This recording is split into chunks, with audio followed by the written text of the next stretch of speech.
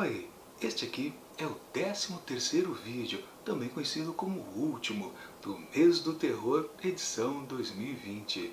E estamos aqui para encerrar a coletânea Carrossel Sombrio e outras histórias, escrita por Joe Hill, com a resenha do conto Você Está Liberado.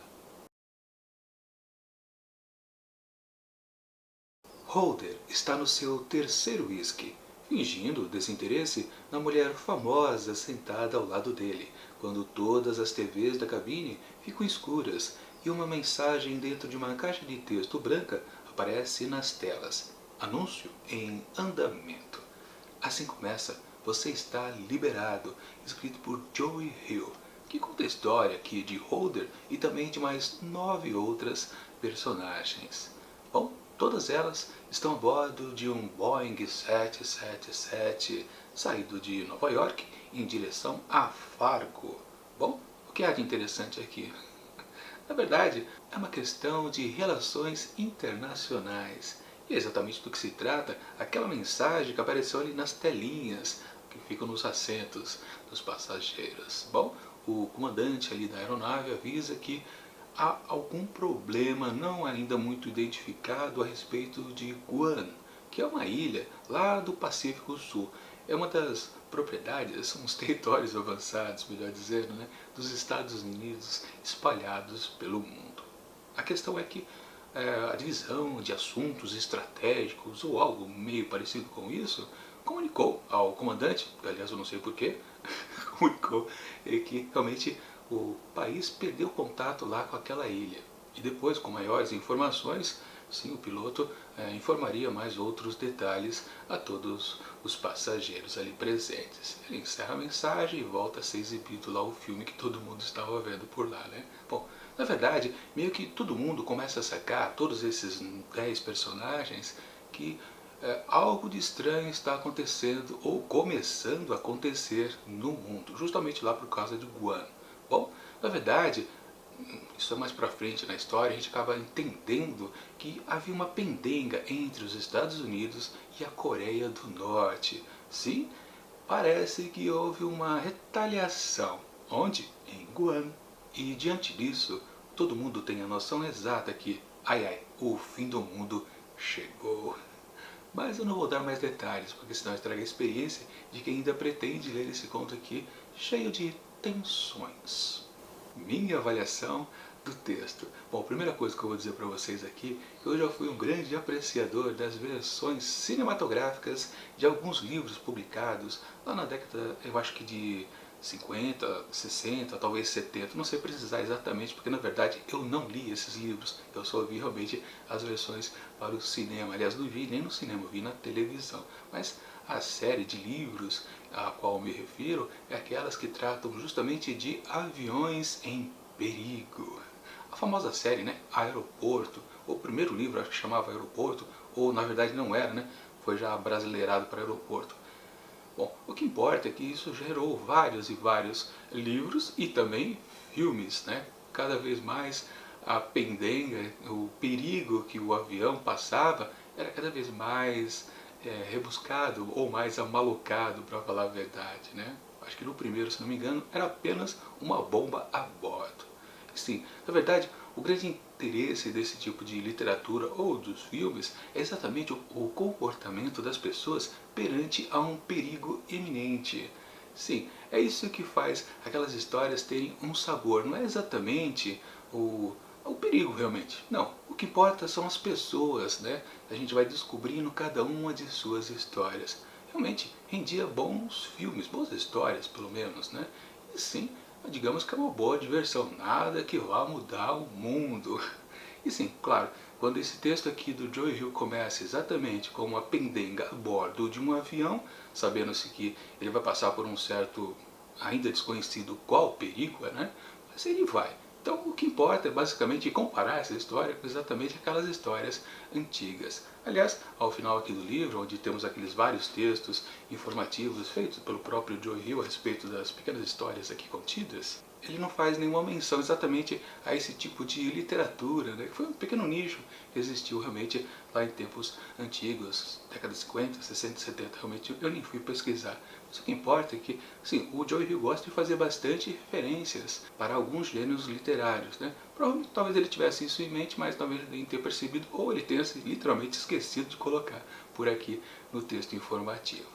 Bom, a questão é que, sim, esse clima é muito presente por aqui, porque na verdade é só isso que acontece em todo o conto. Nós só vemos as reações dessas pessoas a bordo deste avião que ruma para Fargo e provavelmente depois não vai mais poder pousar, porque a pendenga lá mundial está começando a se complicar cada vez mais. E sim, os perigos do mundo vai se aproximar cada vez mais ali daquele voo da Delta. Bom, aí você fica se perguntando, quais são então as pequenas miudezas que temos aqui de histórias para cada um desses personagens? Bom, antes devo dizer que esse conto está dividido em capítulos, onde temos o ponto de vista, obviamente, para cada novo personagem. São 10 capítulos. Na verdade, eu não reparei se todos os 10 personagens, aliás, se existem mais de 10 personagens a bordo ali que são montados a história, mas na verdade acabam não ganhando um capítulo à parte. Mas acredito que sim, todos os 10, cada um recebe, acho que talvez uma criança, não, acho que não, acho que todos recebem mesmo. Enfim, mas não importa. Para falar a verdade, se você for reparar com muito cuidado aqui o texto do Joe Hill, você percebe que nem as histórias em si desses personagens importam. Claro, eles vão se relacionando uns aos outros, que também, claro, é a graça desse tipo de literatura. E eu digo que não importa porque o mote central aqui desse conto, como também de várias críticas que o escritor embutiu em histórias anteriores aqui dessa coletânea, são as questões políticas. Sim, o que acontece fora da aeronave é uma pendenga entre Estados Unidos e Coreia do Norte. E o que acontece dentro também aqui do avião é a mesmíssima coisa, em termos de posicionamento político, ou seja, um lado esquerda, um lado direita, e fica nisso o tempo todo, tanto lá fora quanto lá dentro. E sim, você pode dizer que o escritor teve uma boa sacada, né? Ele transformou o ambiente externo para o interno de sua própria história. Ele fez bem? Não sei se ele fez não, para falar a verdade, porque ele enfatiza demais esses lados. Seria muito mais interessante que ele apenas colocasse pessoas comuns e não o seu aspecto político, porque fica muito evidenciado quem é de direita, quem é de esquerda o tempo todo aqui no texto. E naquela coisa de fazer várias e várias ofensas mútuas. Fica só nisso, não sai praticamente desses pontos. Claro, aquela grande questão do Joe Hill também a respeito da relação pai e filho, você também encontra por aqui. E se fosse só isso, o texto seria muito bom, teria muito mais valor. Mas ele insiste nessa pegada de fazer as críticas políticas.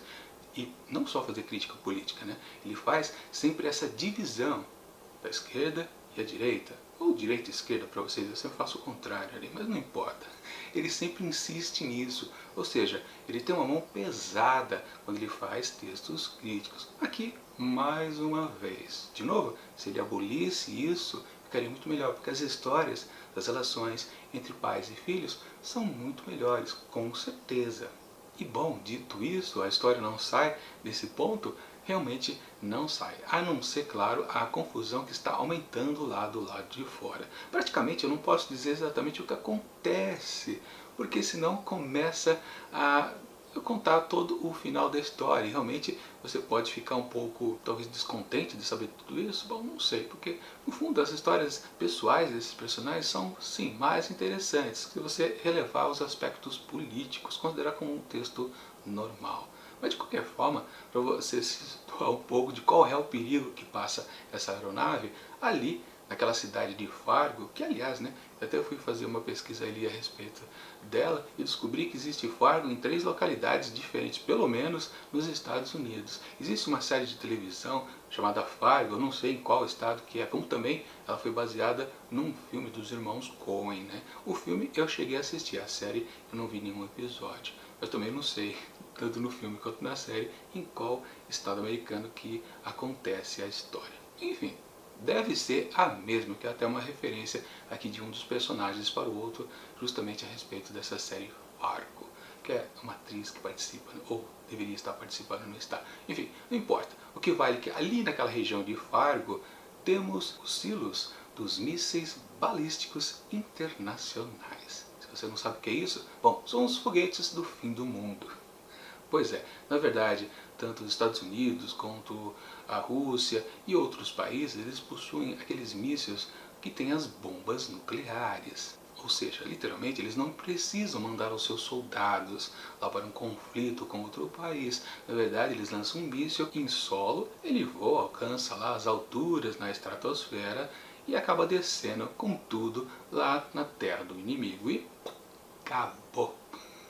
Não sobra mais nada. Então, literalmente, aliás, até os próprios personagens já sabem um pouco disso, principalmente o piloto, o copiloto e algumas outras pessoas. Mas, de maneira geral, a gente pode dizer que sim. Só aqueles um pouquinho mais alienados que não estão sacando exatamente o perigo de onde que eles estão, literalmente, sobrevoando ainda, né? Eles ainda não têm autorização para pousar lá em Fargo.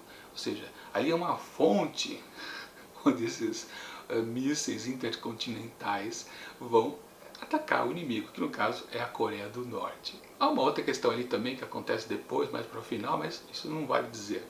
Como também não o título da história. Você está liberado. Do que se trata? Bom, eu não sabia, nem desconfiava, para falar a verdade, e descobri ao final que é muito bem descrito aqui pelo narrador da história. E sim, encaixa completamente na questão que finaliza toda esta narrativa. Bom, no geral, sim, o texto é interessante.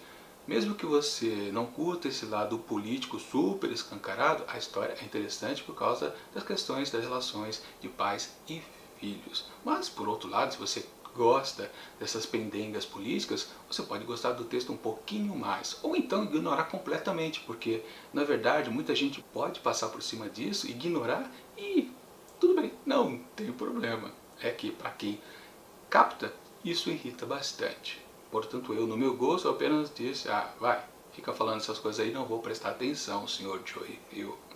Fazer o quê? Sim, para mim foi um texto divertido, não foi um grande conto para encerrar essa coletânea, mas ok, ele funciona, é bacana.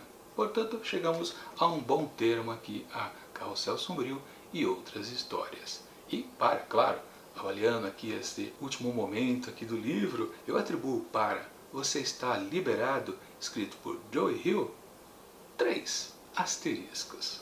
Bom, e agora só resta combinar com vocês para o Mês do Terror edição 2021, que vai acontecer, obviamente, lá em outubro do ano que vem.